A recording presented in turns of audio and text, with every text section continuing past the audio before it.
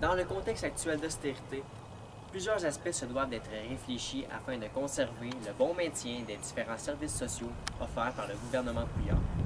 Que ce soit le domaine de l'éducation ou bien celui de la santé, les régimes gouvernementaux se doivent d'être réformés à l'avantage de ses citoyens. Quant à lui, le système de retraite québécois maintient la controverse avec ses dispositifs archaïques qui ne suivent guère les besoins de ses habitants. Par exemple, en 2015, l'âge de la retraite a été repoussé d'un an par le Sénat. Que ce soit pour ses présents ou ses futurs retraités, l'état du système de retraite québécois demeure pitoyable comparativement à plusieurs autres pays européens comme la France, où le coût de la vie est moins élevé. La principale problématique reliée à cette situation est certainement l'avenir financier des retraités. Seriez-vous prêt à sacrifier votre propre qualité de vie à la retraite simplement pour satisfaire le but ultime du gouvernement Couillard, soit d'atteindre le déficit zéro? Assurément, notre système de retraite fait défaut et plusieurs aspects causent ce déboire. Toutefois, notre système de retraite québécois comporte plusieurs facettes positives qui permettent aux individus d'accéder facilement à l'après-carrière. Bien que cet accès soit conciliant, la prospérité des participants n'est guère assurée, même avec l'épargne. Tout d'abord, l'une des principales faiblesses du régime de retraite est le vieillissement de la population. En 2011, les analystes démographiques estimaient à 5 millions le nombre de Canadiens âgés de 65 ans et plus. En suivant cette tendance, vers 2050, il serait plausible d'apercevoir le nombre de Canadiens augmenter à 1 sur 4. Ce phénomène inquiétant accentue gravement la difficulté financière des régimes de retraite, qu'ils soient privés ou publics. En effet, la population vieillissante occasionne une diminution de travailleurs et travailleuses sur le marché du travail qui, eux, financeraient normalement ces régimes. Cette diminution de capital reçue par le gouvernement ne lui permet pas de redistribuer équitablement les sommes d'argent comme il le faisait auparavant. L'État doit aussi s'occuper d'un grave problème qui est l'espérance de vie grandissante. Aujourd'hui, les premiers baby boomers, qui sont âgés de 65 ans et plus, espèrent vivre 18 ans de plus pour les hommes et 24 ans de plus pour les femmes. Comparativement à l'année d'implantation du premier régime de retraite en 1870, cela représente une augmentation respective de 7 et de 11 ans. La réalité est que les retraités auront donc besoin d'une pension plus longtemps, ce qui diminuera la réserve gouvernementale. Certaines composantes du régime de retraite font défaut, comme la sécurité de vieillissement ainsi que le supplément de revenu garanti. Ces régimes d'accès sont indexés qu'en fonction de l'inflation, ce qui restreint leur efficacité au fil du temps, comparativement aux régimes privés qui, eux, évoluent selon les salaires. Généralement, les revenus annuels augmentent plus rapidement que l'inflation, ce qui dégrade financièrement les régimes publics, soit la SV, Sécurité de vieillissement, ainsi que la SRG, le supplément de revenu garanti. Ces derniers représentent une portion du revenu à la retraite qui diminue constamment au fil du temps. Voici deux représentations graphiques produites par la Régie des rentes du Québec dans leur document intitulé Constats et enjeux sur le système de retraite québécois.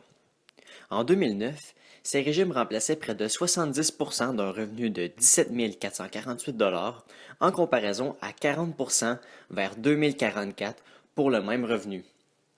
Cette diminution drastique provoque une réduction des revenus pour les retraités.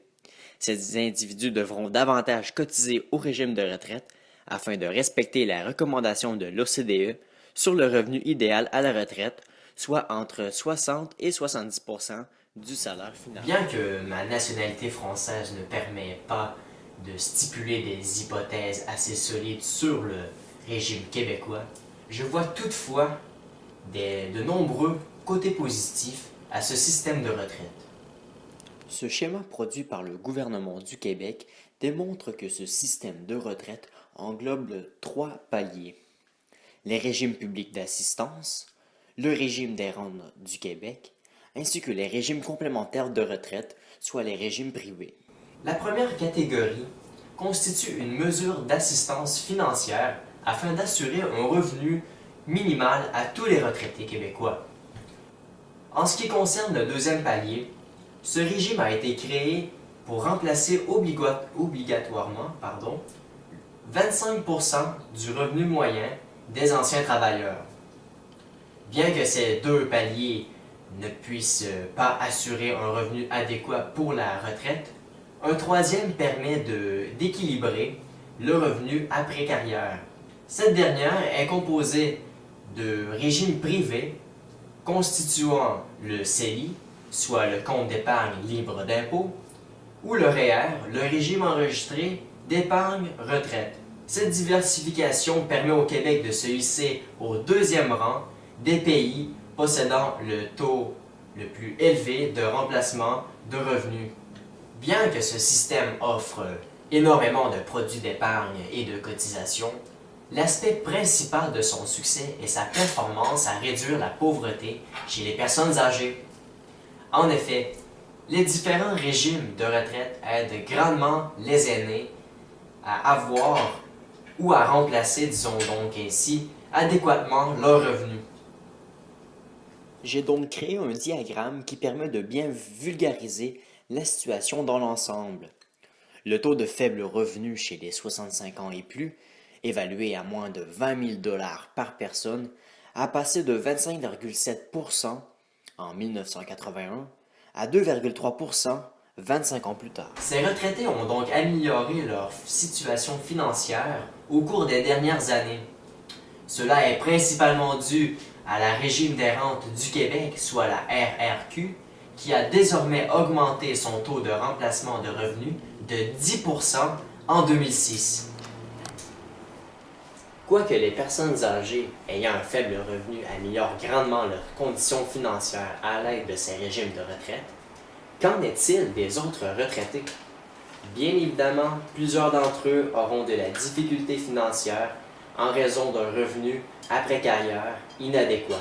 Cela est principalement causé par le rendement insuffisant des régimes privés. Afin de compléter le 70% de remplacement de revenus proposé par l'OCDE, les cotisants adhèrent au régime complémentaire. Toutefois, certains d'entre eux n'offrent pas un rendement lucratif sur les sommes investies. Avec le diagramme fait par la Régie des rentes du Québec, il est possible d'observer que le rendement du régime enregistré d'épargne retraite s'élevait à 2% en 2005. L'inflation, quant à elle, a augmenté de 2,4% au cours de cette même année.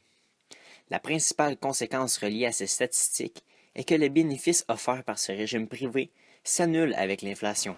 Par définition, ce phénomène est représenté par une hausse généralisée sur les prix de consommation. Si ces produits sont plus dispendieux, le pouvoir d'achat des consommateurs tend à diminuer.